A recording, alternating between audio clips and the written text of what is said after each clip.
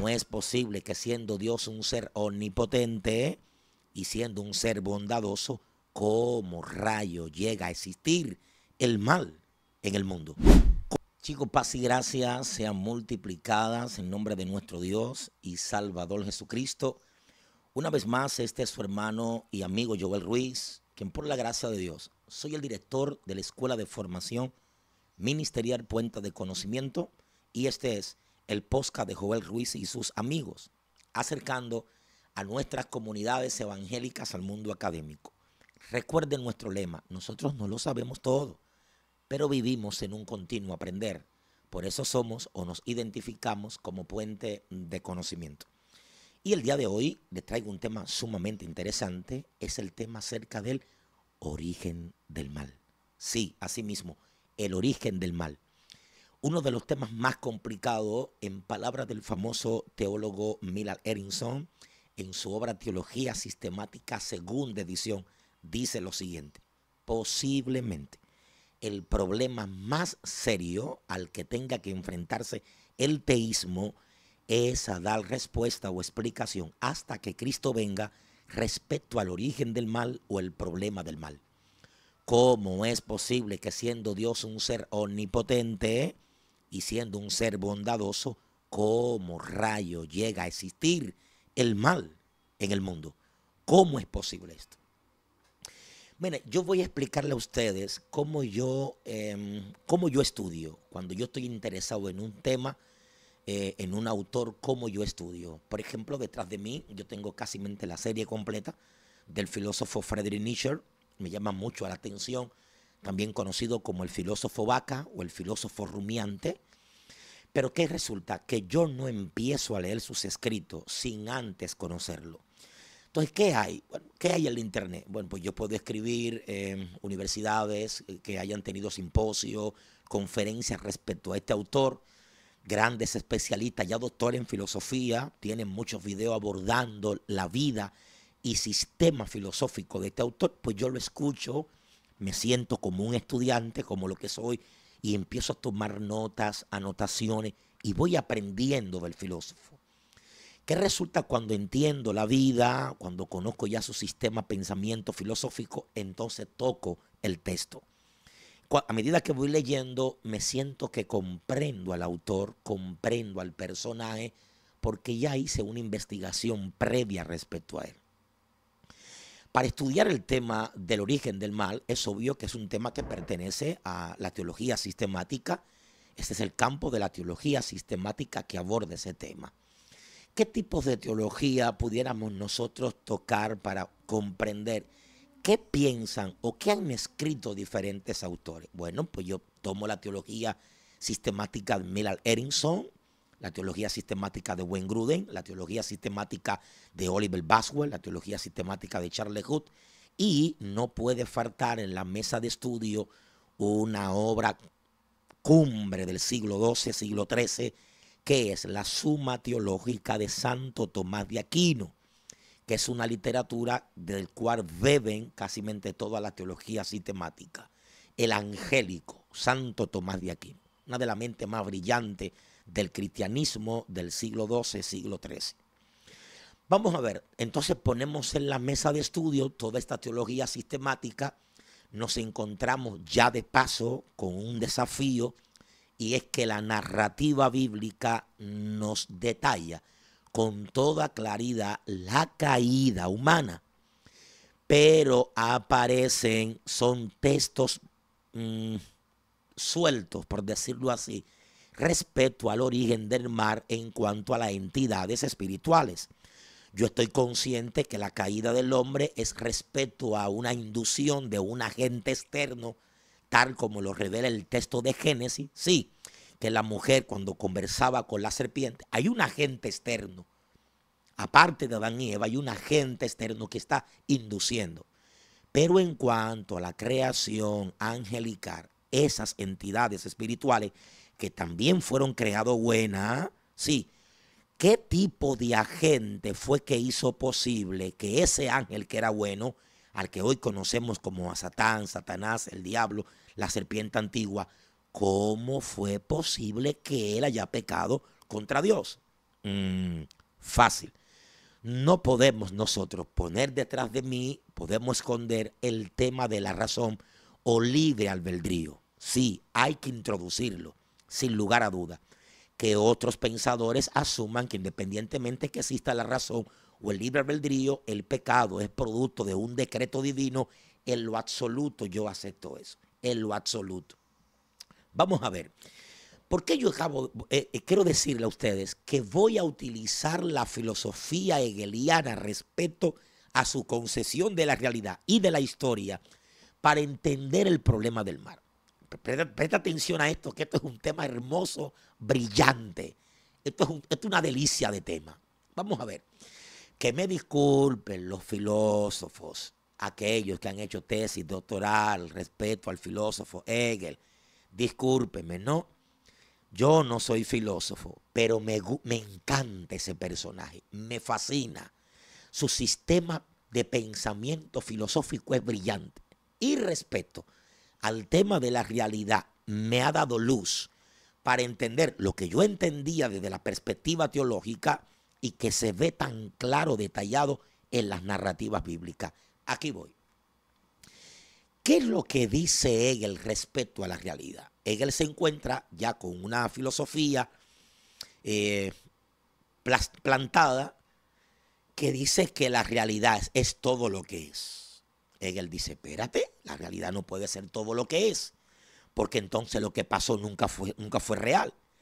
Y dice, la realidad es todo lo que fue, todo lo que es y todo lo que será. Mire por dónde va. Ya de paso, Hegel empieza a romper con el famoso fijísimo que nace de la filosofía aristotélica. Y entonces empieza a introducir un nuevo pensamiento. Dice, no, la realidad no puede ser lo que es. La realidad también fue lo que fue, es lo que es y también es lo que será. Eso es la realidad. Pero como Hegel tiene una concepción de la historia bastante clara y bastante amplia, Hegel se dice, pero venga acá, hemos visto en el desarrollo de la historia que han ocurrido revoluciones y que esas revoluciones, sin lugar a duda, han hecho posible que la realidad cambie en todos los aspectos, en el escenario social, en el escenario académico, en el escenario político, sí, hasta en la forma de pensar del individuo, cómo esas revoluciones han hecho que la realidad cambie. Así está viendo Hegel la historia. Pero Hegel se pregunta y dice, pero ¿cómo es posible que la realidad cambie? Dice, sí, la realidad cambia por medio de la razón, por el despliegue de la razón, lo que él llama el espíritu absoluto. Agárrese, agárrese. Voy a explicar estos términos hegelianos. A ver, la realidad es transformación permanente en la mente de Hegel. Pero dice él, ¿cuál es el motor o motivo del cambio de la realidad? Bueno, ¿cuál es su meta? Es el desarrollo de la razón o el espíritu absoluto, que es una superación de lo absoluto. Agarre aquí. Vamos a tomar esta parte que acabo de decir. Sí, ¿cuál es la meta o cuál es el fin de que la realidad cambie y que sea un desarrollo permanente? Vamos a tomar solamente esta parte. Cuando yo pienso en el ser angelical que es creado bueno, digo, si no existe un agente externo, ajeno a él, que lo induzca para que él se rebele contra su creador, nuestro Dios y Salvador, ¿cómo es posible que el mal llegue a existir? Si todo lo que existe es bueno, fácil. Es bueno, pero hay un propósito por el cual Dios ha creado, ha hecho su creación. Y solamente los ángeles, como nosotros los seres humanos, somos los únicos seres que tenemos la facultad de poder alabar a Dios. Ojo, alabar a Dios. Sí, tomemos este micrófono, vamos a colocárselo a esta planta, aunque es artificial, vamos a colocárselo a cualquier planta natural y decirle, planta, ¿tú puedes alabar a Dios? ¿Por qué razón? No hay razón en ella. Sí, esas entidades, seres inanimados, no pueden alabar a Dios. Los únicos seres que podemos alabar a Dios, crear una relación genuina de amor, sí, somos nosotros, los seres que somos creados con esa facultad, el libre albedrío. ¿Por qué razón Dios quiere que tanto los ángeles como nosotros tengamos esa facultad? Bueno, porque Él quiere que le alaben. Si nosotros fuéramos seres autómatas, no se produce esa alabanza genuina como Él quiere, porque entonces nosotros fuéramos como si fuéramos roboces. ¿Mm? Eso tiene sentido. Esa misma facultad, que es lo que se pregunta el gran filósofo Immanuel Kant, desconocemos. ¿Qué tanto puede conocer la razón desvinculada de la experiencia? Es lo que se pregunta Immanuel Kant en su obra Crítica de la Razón Pura. Lo que sí desconocemos es qué tanto puede conocer la razón desvinculada de la experiencia, como que si ella no tuviera nada, y qué ella puede hacer ella misma en función de lo que empieza a ver de los fenómenos. Esa facultad que es producto, esa es la propia naturaleza de la razón. Recomiendo ese texto, Crítica de la Razón Pura, de Immanuel Kant. Esa razón que tienen los ángeles, que también tengo yo, nos permite a nosotros poder, en función de los fenómenos, de la realidad que estamos conociendo y del orden que se nos ha establecido, hacer comparaciones. Voy a explicarlo de nuevo. No es que el mal existe, porque el mal no es un ser creado, no es una entidad. Ojo, el mal es una condición o razón de ser a la que se llega a ser cuando el ser no hace lo que tiene que hacer. Punto, más nada. Pese a que Ezequiel capítulo 28 y otros pasajes bíblicos como en Jeremías son los textos claves que se utilizan para poder entender la caída de la creación angelical. A pesar de que tenemos el control hermenéutico partiendo de la vida y praxis de Jesús y el Nuevo Testamento, cuando dice yo vi a Satanás caer del cielo como un rayo, obviamente en teología sistemática se hace una construcción teológica y se deduce que esa narrativa de Ezequiel 28, pese a que en tiempo presente se está refiriendo a un rey contemporáneo, pero se está haciendo alusión a ese ángel caído. Mire lo interesante de esto. Pero esos textos bíblicos están dando una luz interesantísima que hay que tomarlo en cuenta, introducirlo en el plano de la investigación. ¿Qué es lo que dice el texto bíblico?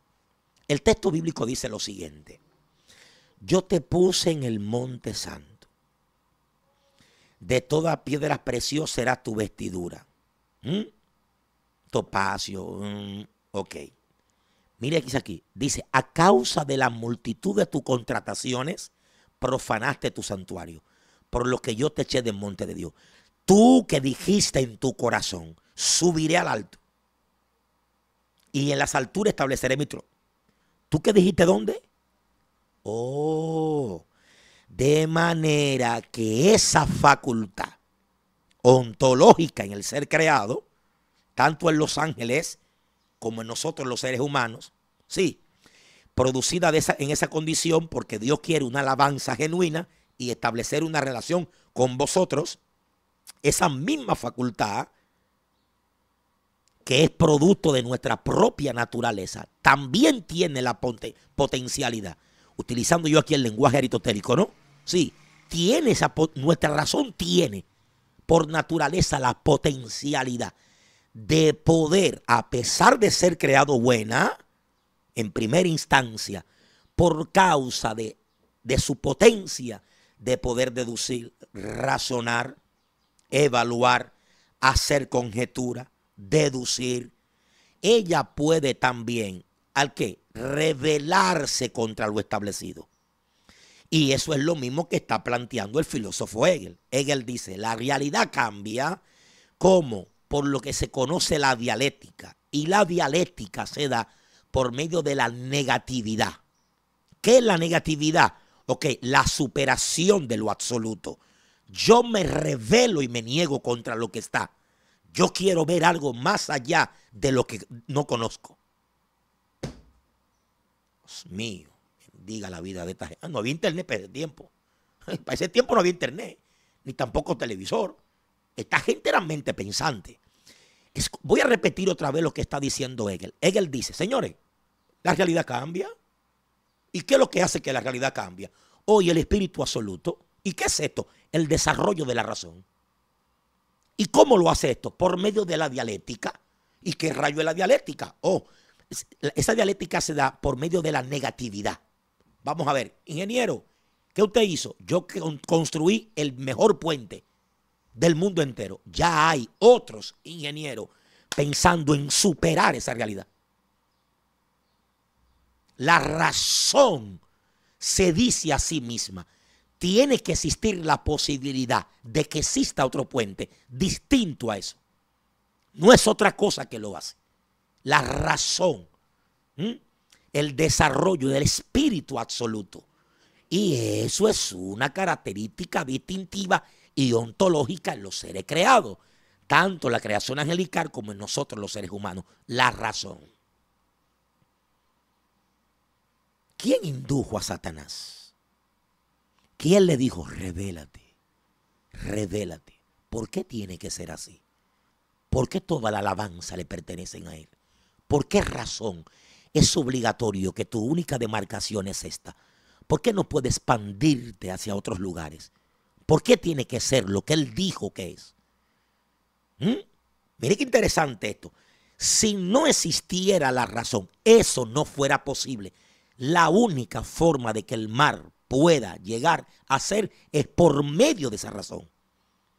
Ese libre albedrío, esa facultad ontológica en nosotros. Señores, esto es interesante entenderlo. No hay forma. A ver, dice Agustín, obispo de Hipona, es más la ausencia del mar. ¿Qué dice Aristóteles respecto al mar? Que no sé, la ausencia de tal cosa. Sí, atención aquí. Esta es mi definición, partiendo de mis estudios. El mar no es una entidad creada. El mal no es un espíritu. El mal es una condición o razón de ser a la que se llega a ser cuando el ser racional no hace lo que tiene que hacer. Punto. Punto. Esto es así. Por medio de la razón. Sí. Si nosotros empezamos a estudiar esto más profundo, en lo que nosotros llamamos la praxis, en la praxis, piense a ver si es así o no es así. Vamos a ver. Vamos a ver primero el texto en la narrativa. Dice, ¿qué es lo que hay? Mira, de todo árbol que hay en medio del huerto podrás comer, pero del árbol que está en medio del huerto no comerá. ¿Qué hay? Hay una razón, pero no como piensa Immanuel Kant. Desprovista de la experiencia. No, ya tiene una orden establecida. Sí, de hecho en la narrativa bíblica aparece Dios tomando a Adán y nombrándole los animales. Tiene experiencia, tiene relación y tiene conocimiento. Tu razón no es un entendimiento vacío. Tú tienes ya conocimiento de causa. ¿Ok? Vamos a ver ahora en tu desarrollo de tu libre facultad ontológica en la que yo te he hecho, en la que te he creado, partiendo de lo que también te he establecido cómo es tu funcionamiento. Ese entonces se desconoce el tiempo, el tiempo de existencia en que Adán estuvo solo en el huerto, porque obviamente conforme a la narrativa bíblica, si Dios hace caer un sueño profundo sobre Adán para sacar de él algo y crear a la mujer, es obvio que no fue una creación paralela. Eso es obvio, ¿no? Se deduce partiendo de ahí. Entonces se desconoce el tiempo en que Adán estuvo sin Eva en el huerto, pero no había pecado contra Dios. No había pecado contra Dios. Luego viene la existencia Eva y entonces se da una conversación. ¿Qué se da? Se da una dialéctica entre Eva y la serpiente. ¿Y cuál es la intención de la serpiente en Eva? Que Eva entre en la negatividad. Que Eva entre en la negatividad. ¿Y de qué manera? Claro, yo estoy apelando al espíritu absoluto. Satanás está apelando al espíritu absoluto. ¿Qué es esto? El desarrollo de la razón. Yo quiero que en esa dialéctica Eva tú intentes superar la realidad. La realidad de ustedes es fija, es la misma. Ustedes pueden hacer todo, comer de todo árbol, pero de este árbol no. Intenten cambiar la realidad. Intenten, espérate, Eva, cuidado, cuidado. Ya tu ser tiene placer y satisfacción con lo que existe. Sí, mi ser, el tuyo cristiano, tiene placer y satisfacción con lo que es bueno. No necesito rebelarme contra Dios. Conocer algo de lo que no deba, tocar algo que no puedo, porque pecaría contra mi creador, para conocer una realidad distinta a lo que es. La serpiente está apelando a eso. Es lo que plantea Hegel. Atiendan aquí, eso es lo que está planteando Hegel. Y yo estoy bebiendo el filósofo Hegel para hacer una relación entre la filosofía hegeliana y la teología. Y esto, para mí esto es interesantísimo. Yo lo veo tan claro, tan normal. Vamos a ver. ¿Qué resulta que la serpiente está intentando? ¿En qué? Óyeme, yo necesito hacer que esta gente pequen, se rebelen contra Dios también. ¿Y cómo lo logro? Fácil. De la misma forma como él lo hizo.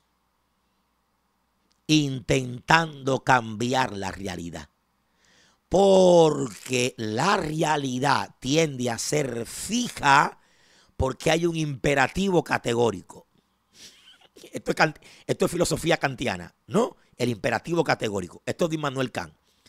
Entonces, yo necesito apelar a la negatividad. Yo quiero que ellos se interesen por conocer algo distinto de lo que ellos conocen. Y debo de irle introduciendo a su razón un conocimiento. Por eso es la dialéctica que se está produciendo entre la serpiente y la mujer. La intención de esa dialéctica es lograr que Eva entre en la negatividad y que ese espíritu absoluto, que es el desarrollo de la razón, desee ver o hacer algo distinto a lo que tienen tiempo que no hacen. Es el origen del pecado. Es el origen del mal. El desarrollo de la razón. Obviamente, dice David Hume en su obra Investigación de la Naturaleza Humana. Mire, le voy a recomendar varios textos. Miren, Metafísica de Aristóteles. Crítica de la razón pura de Immanuel Kant. Tratado o Investigación de la Naturaleza Humana de David Hume. ¿Ok? Fenomenología del espíritu de Hegel. Filosofía de la historia de Hegel. Léase eso y hablamos en 6 meses. Léase eso y hablamos en 6 meses. Una de las preguntas que yo me hago, y para esto voy a consultar a un gran amigo que es buen filósofo, es que si él pudiera hablarme un poco acerca de la potencia de la razón, ¿sí? Utilizando yo, obviamente no domino bien este tema, pero utilizando yo la filosofía aristotélica de potencia y acto, el cambio, la sustancia, la materia, etcétera. Claro, ¿puede la razón tener potencia? Sí, pero debe entenderse la potencia de la razón es en función de su naturaleza. ¿Ok? Repito, en función de su naturaleza se debe entender la potencia de la razón. Señores, lo que yo sé hoy, yo no lo sabía hace 10 años atrás. Lo que yo sé hoy, no lo sabía 10 años atrás. No lo sabía. Claro que hay una potencia de conocimiento, como también puede decirse una degradación de estupidez en un individuo. Claro, lo que tú eras hace 15 años lo sigues siendo hoy en día. ¿Entiendes? No potencializaste tu entendimiento. ¿Por qué? Porque no hiciste contacto con cosas nuevas. Porque cada vez que tú hablas siempre habla lo mismo. Tu discurso siempre es el mismo. Tu dialéctica siempre es la misma, porque nunca te has expuesto a otro tipo de conocimiento. ¿Te das cuenta? Es interesante esto. Lo que la serpiente está intentando apelar es a ¿qué? Es a la negatividad. Porque lo único, dice en Hegel, que hace que la realidad cambie es la negatividad. Es el oponerse a lo ya establecido. No. A ver, ¿cuántos sexos hay? 2. ¿Cuáles son? Masculino y femenino. ¿Está bien? Sí. Por orden natural, eso es fijismo. Sí, masculino y femenino. ¿Qué dice la razón humana en su condición pecaminosa? Señor, reprenda al diablo. Ni me interesa ser hombre, ni me interesa ser mujer. Me voy a autopercibir como un perro. Sí. Oíste aquí. Ok, voy a ser transexual. Voy a ser homosexual. Voy a ser el que la razón se revela a lo establecido, a lo fijo. Y por medio de la negatividad cambia la realidad.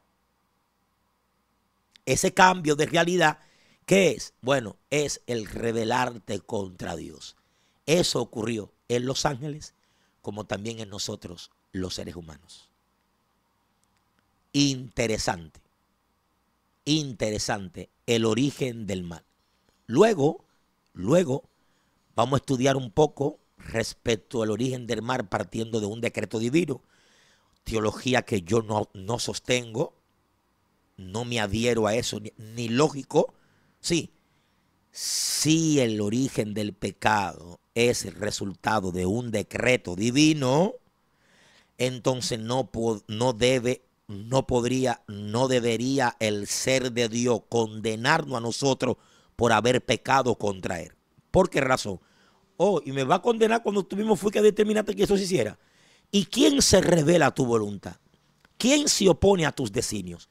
Pues tú has decretado de que yo peque contra ti y también me quieres condenar y mandar al infierno. No, pero espérate, Dios. Hasta a ti también habría que hacerte un juicio en ese sentido, porque eso hay que explicarlo. ¿Cómo si tú decretas el pecado? Pecan los ángeles, pecamos nosotros los seres humanos y tú no castigas consecuencias. No, de ninguna manera.